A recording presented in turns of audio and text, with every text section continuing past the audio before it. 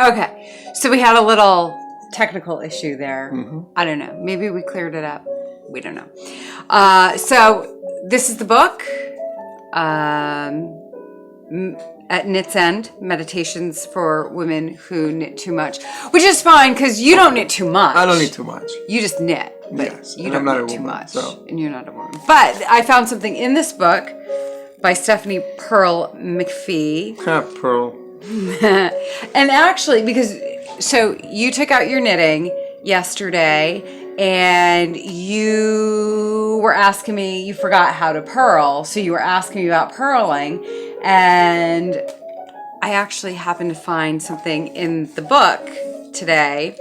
And it's a rhyme to teach children how to purl. And I think this is really cool. So the rhyme is, under the fence, catch the sheep, back we come, off we leap. So think about that, how you had your needles. And so under the fence, you had to put your needle under, right? Under the fence. Catch the sheep, you wrap your yarn around it. Back we come, pull it back, and off we leap. The old loop comes off. So that's kind of cool. And so she says, many knitters hate purling because somebody told them that it was horrible. And she says, when I teach children to purl, I will make sure they don't get that idea from me, even if it means lying. Nobody likes to purl, really. I don't like to purl. I like to knit better. So that was fun from one of my knitting books that I thought was cute. So hopefully I'll be able to splice that whole thing together. I didn't have to do any of that yesterday. I think when you purl, it kind of breaks the monotony of doing the same thing all the time. So. Okay, so whenever I have to purl, I'll just hand it over to you and you can purl my stuff for me. So what else? So that's good, right? So that was a little thing from our books. You got the hinges, tees. Hinges. So tea, we like tea, right? So, for a long time, I thought I didn't like herbal tea. But actually, I just don't like a lot of the herbal teas that are out there. So, do you know what my favorite tea is? Yogi? No. But it's funny because they always catch me with their marketing. I always want to like yogi teas. Like the branding is nice. Bigelow has good tea. Bigelow does have good tea. Bigelow but that's not my favorite. My favorite is traditional medicinals. They're my favorite. And of those, this is my favorite of the traditional medicinals. I like chamomile. I don't like lavender. See, I like the lavender, and I'm not really a big chamomile person. So I need to get one of those little things that you put the tea leaves in. Infuser. Good, yeah. So I need an infuser because I do have some lavender. But in the meantime, I get my chamomile, which is supposed to be good for you, right? Chamomile is good. You drink chamomile or just the plain black tea? Yeah, tea. You like Lipton because you like black tea, but you don't want it super strong like an Earl Grey or anything. Yeah, I don't care like if it doesn't have any flavoring. I like it. I don't like anything in the tea but tea. Yeah. No honey, no sugar, no lemon, no milk, nothing. You just like the tea. Yeah, so if I make you tea, it's chamomile. No, I like the lavender. But yeah, no, the yogi teas, they get me every time. I have some apple spiced yogi tea over there. I'm like, I tried. I don't like it. Good branding, but yeah. So I also have something else for show and tell for everybody. Oh, yeah. See, I potted up 2 of these. They're basil. What did we make lately with that? Sauce? Made sauce. That was really good sauce. Thank you. Yeah. I made pesto, but it was too salty. You didn't have any of that. I had the pesto, but I think, yeah. So I put this in some tomato sauce for what? What were we having? I don't remember. Pizza, maybe? I think I did use it on pizza. Pizza and calzones and These stuff are like nice. that. We had nice weather when we had nice weather a couple days ago. I got some of these, and I have 2 of these. They don't look that happy, but And then we use the sauce with maybe rice or something. Yeah. so It was good.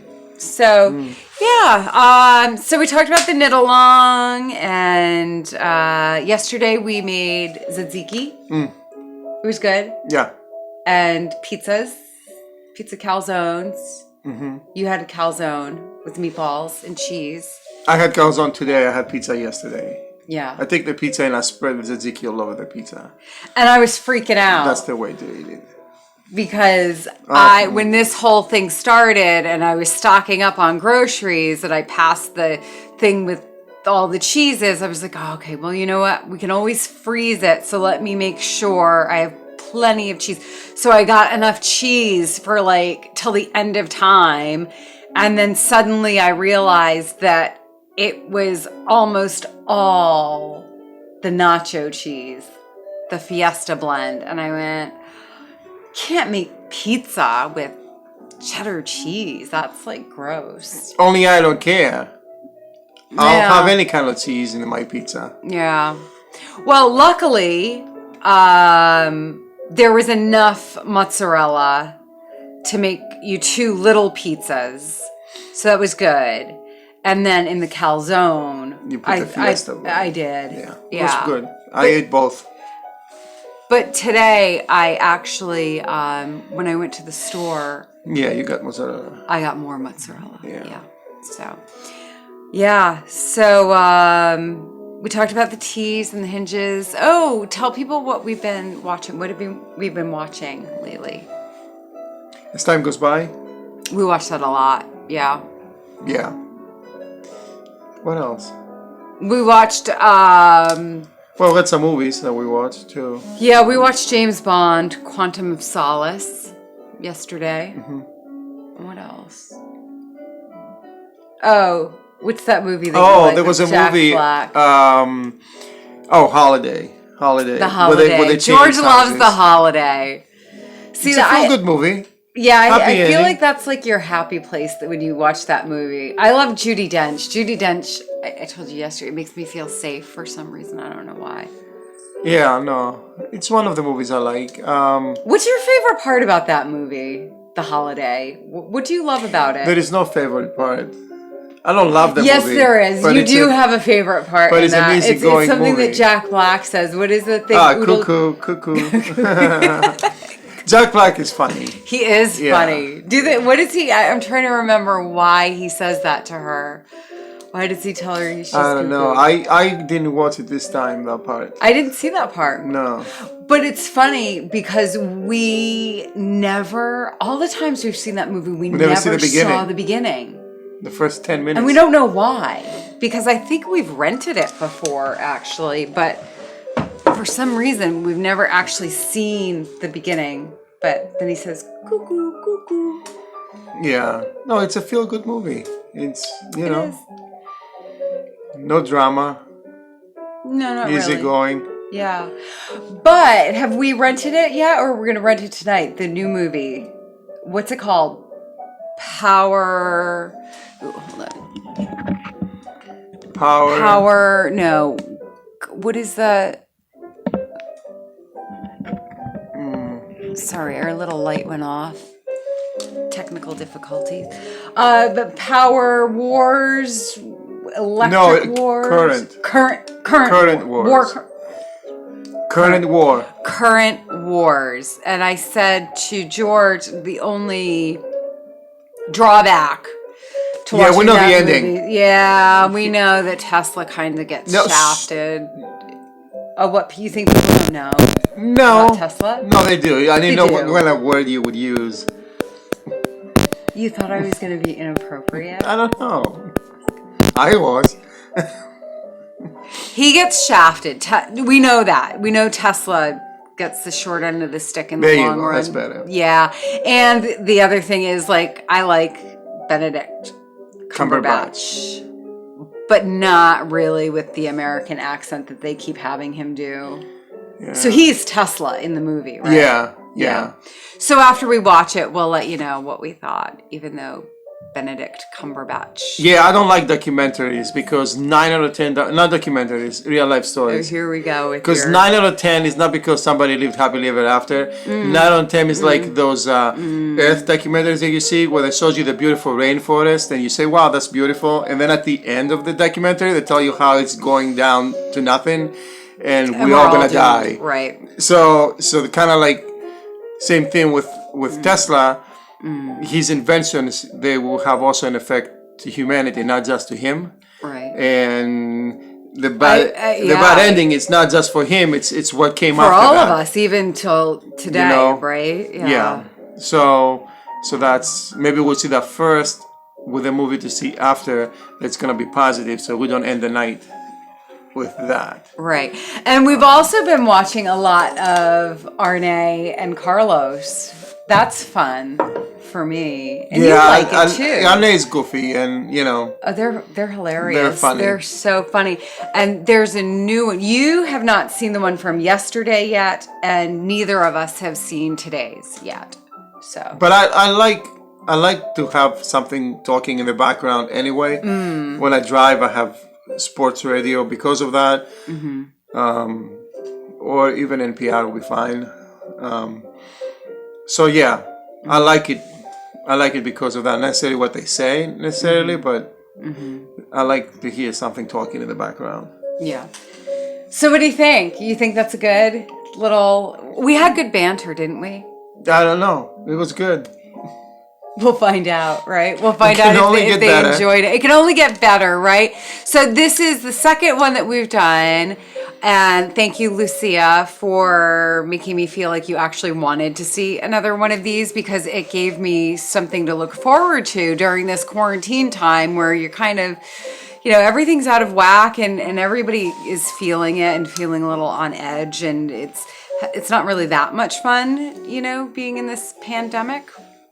So it gave me something to look forward to. Like I was thinking, oh, what am I going to wear tomorrow and that's not really the point because I'm not wearing anything special, but just the idea of, ooh, I got to think of something to wear tomorrow. And I went out and got the little, setup here, our lights, and made my list of things that we could talk about. And it just, it's true. We are isolated, but we don't have to feel alone. So I know Arne and Carlos have made me feel so much better with their sort of messages and things. So we're kind of passing that along, I feel like, which is really fun. And it helps me. I don't know if it helps you, but yeah. But yeah, so yesterday was the first one and today's our first one together. Yes. Which has been awesome. Will you do it again? Maybe. I hope so. So I have one more thing to read because this is sort of like about knitting and whatever. And can I close with one little thing? Will you stay with me while I just do the little close? All right. So I thought this would be nice. This is from Yarn Harlot, The Secret Life of a Knitter. And I'm pretty sure Aunt Sherry gave me this book a long time ago, and this is by the same woman who did At Knit's End. So she did both of those books. So I picked a little thing from the introduction of Yarn Harlot to just close our little Coronacast. Knitting is magic. Knitting is an act of creation and a simple transformation each and every time. Each knitted gift holds hours of my life. I know it looks just like a hat, but really it's 4 hours at the hospital, 6 hours on the bus, 2 hours alone at 4 a.m. when I couldn't sleep because I tend to worry. It is all those hours when I chose to spend time warming another person. It's giving them my time that could have been spent on anything or anyone else. Knitting is love, looped and warm. So I thought that was nice. So we'll end with that. Okay. Knitting is magic. It is. When you see other people do it, it's like magic. It's like magic. But now people are going to look at you. But people, Like that. But people will see you knitting too one day, maybe. Maybe. And then they'll think it's magic. You're a magician. They'll think you're a warlock. So, Right. from the witch and warlock of knitting, bye. Maybe we'll see you again tomorrow. Stay tuned.